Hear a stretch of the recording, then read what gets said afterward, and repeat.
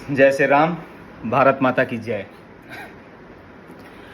अभी अपने एक पड़ोसी देश नेपाल में तख्ता पलट हुआ और श्रीमती सुशीला कार्ली जी वहाँ की प्रधानमंत्री बनी। उससे प्रेरित होकर के जो भी नेपाल में घटा, भारत में कुछ अलगाववादी लोग, परिवारवादी लोग धमकियाँ दिए।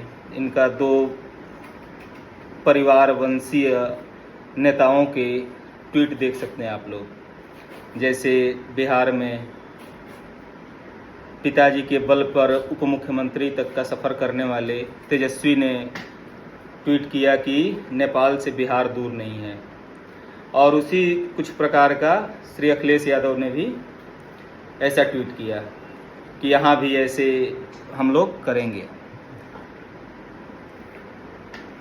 पर मैं बता दूं कि भारत में ऐसा बिल्कुल असंभव है। भारत के 4 पड़ोसी देशों में 4-5 साल के अंदर में ऐसा घटना देखने को मिला। सबसे पहले अफ़गानिस्तान में देखें हम लोगों ने किस प्रकार की वहाँ की सत्ता को तख्ता पलट करके तालिबानियों ने सत्ता को कायम किया। उसके बाद से ठीक उसी प्रकार श्रीलंका में हुआ। फिर पाकिस्तान में इमरान खान के सरकार को तख्ता पलट किया गया, और उसके बाद बांग्लादेश में, और हाल फिलहाल में नेपाल में।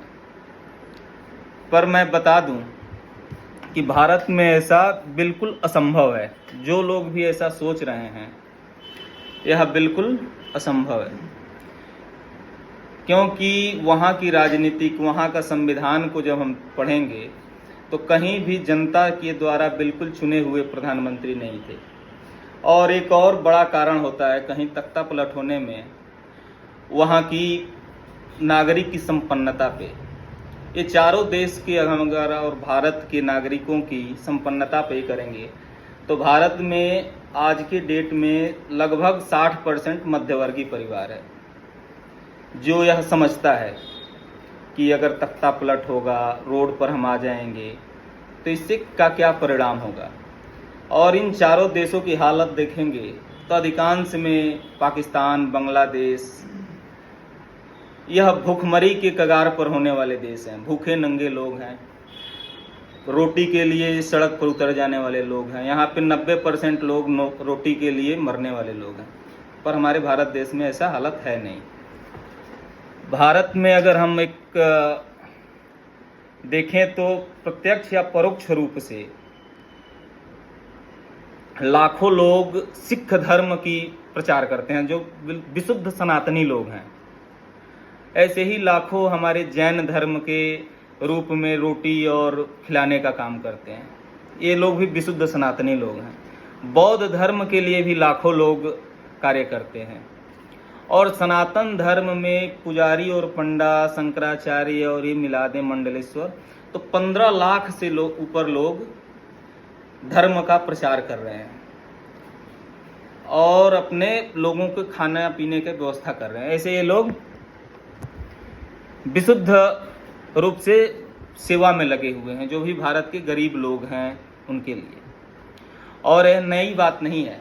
अगर भारत में एक और कारण बताऊं कि नहीं होने का, भारत में ऐसे इसके पहले भी हुआ था। इंदिरा गांधी जी के समय में आंदोलन भारत में भी समय समय पे होता रहा है। भारत में जो भी नेता आते हैं, जनता के द्वारा चुनकर आते हैं, वो महत्व को समझते हैं।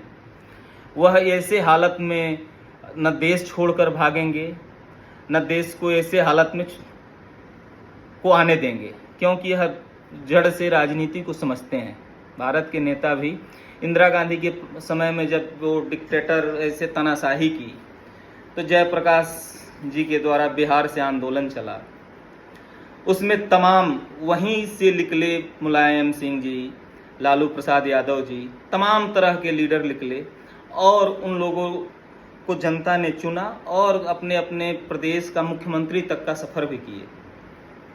भारत में अगर ऐसा मन में होता भी है किसी जनता के अंदर, तो पंचायत स्तर से लेकर के पार्लियामेंट तक का हर 5 साल में चुनाव होता है। वहां से हम लोग सरकार को बदल सकते हैं। ठीक उसी प्रकार अगर ये जो तेजस्वी बोल रहे हैं, इनके माता जी के साथ हुआ था। लालू जी को बिहार की जनता ने चुना, वहाँ की समय ने की मांग थी, मुख्यमंत्री बने, लेकिन उन पे जैसे ही भ्रष्टाचार का आरोप लगा वो जेल गए। तो जनता के द्वारा नहीं चुने हुए राबड़ी देवी को जैसे ही वो मुख्यमंत्री बनाए, जनता ने वहाँ को से उनको स्वीकार नहीं किया और उठा करके सत्ता से फेंक दिया। तब जनता, ऐसे भारत में लोग आंदोलन करते हैं, न कि भारत के लोग रोड पर आकर के और ये करेंगे, किसी सरकारी संपत्ति को नुकसान करेंगे।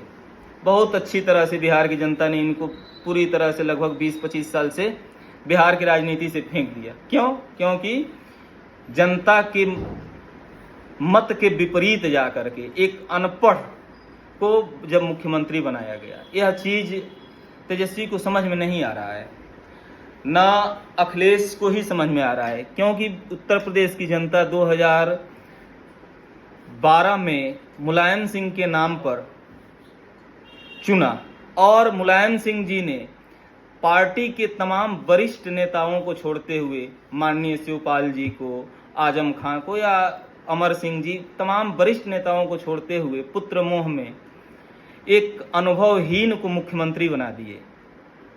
जनता ने 5 साल रखा और कैसे उनको उसके बाद से एक सन्यासी को यूपी के सत्ता पर बैठा दिया। इस प्रकार से भारत की जनता जवाब देती है। तो यह चीज राजनीति की समझ न रखने वाले दोनों बबुआओं को समझना होगा।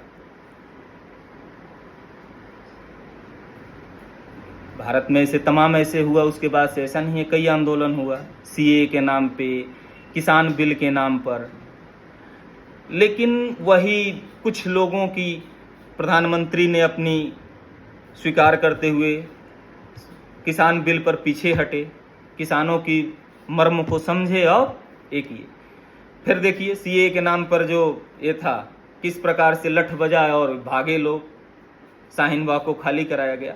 तो भारतीय सरकार हर तरह से समझाना जानती है और भारतीय नागरिक के द्वारा चुनी हुई सरकार होती है, वह भारतीय जनता के प्रति जिम्मेदार होती है। जहां भी ऐसे लगती है तो हम किसी भी पार्टी के हो, जैसे तानाशाही हो, जैसे इंदिरा गांधी को हटाए, तो कोई भी पार्टी हो, मनमोहन सिंह जी की सरकार में जब से भ्रष्टाचार तमाम उजागर हुआ, सरकार बदल दी है। ये भी है, वर्तमान में जो सरकार है, इनसे कुछ कमियां होगी, भारत की जनता अगले पंचवर्षीय चुनाव में आएगी और सत्ता से इनको बेदखल कर देगी। इनको, जनता को बरगलाने के लिए ये लोग एक और चीज किए कि वोट चोरी हो रहा है। यह ऐसा था, लेकिन भारत की जनता इन जाहिलों पाकिस्तान और बांग्लादेश की नहीं है, ऐसे गंवार नहीं है कि इन मूर्ख नेताओं की बातों में आकर के रोड पर आ जाए। ये लोग समझती है, ये लोग पूरा इंतजार किए। अभी देखिए जैसे उपराष्ट्रपति का चुनाव हुआ, इसमें इनका क्या हसर हुआ। इनके खुद के सांसदों ने 15 लगभग सांसदों ने इनके उम्मीदवार को वोट नहीं किए। तो अपने यह विपक्ष भारत में मजबूत होना बहुत जरूरी है। यह अच्छा कार्य करें, भारत की जनता इनको गद्दी पर बुलाएगी, लेकिन ऐसे अनर्गल ले करेंगे तो लंबे समय के लिए और बाहर ही बैठेंगे और भारत की जनता अपने कार्य में, अपने उद्योग में आगे बढ़ेगी, न कि यह जाहिल पाकिस्तान, बांग्लादेश और मूर्खों के नेताओं के कहने पे रोड पे कभी नहीं आ सकती है। रहे बात 10-20% जो बाहर से आए रोहिंग्या और अलगाववादी सोच वालों के लिए, तो ये नहीं है, आएंगे और लठ खाएंगे और जाएंगे। बस इसी के साथ धन्यवाद। आप लोग देश के उन्नति में साथ दें, देश आगे बढ़े, तरक्की करे, तभी हम सभी का विकास हो सकता है, नहीं कि ऐसे रोड पे उतरने से। अगर किसी के मन में ये हो तो पंचवर्षीय चुनाव में आएं और अपने मत से सरकार का विरोध करें और जो भी ऐसे नेता लोग बोलते हैं उनका बहिष्कार करें। जय हिंद, जय भारत, भारत माता की जय, जय श्री राम।